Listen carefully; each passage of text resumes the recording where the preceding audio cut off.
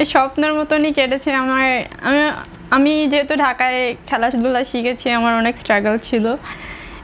আর হচ্ছে অনেক কষ্ট হয়েছে সবার সাথে মানায় নেওয়ার।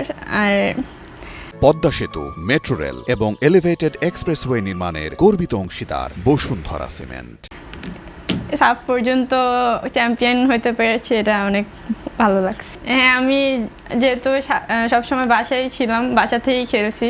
একবারে যখন ক্যাম্পে চলে গিয়েছিলাম, তখন প্রথম 1-2 মাসেই আমি আমার টিমমেটদের বলতাম চলে গেলাম। পরে ওরা আমাকে বুঝাইতো, অনেক সাপোর্ট করছে যে থাকো, ভাল লাগবে কয়েকদিন পরে, থাকো, হ্যাভ পেশেন্স। মানে অনেক সাপোর্ট দিছে, এর জন্যই মানে টিকতে পারছি ক্যাম্পে।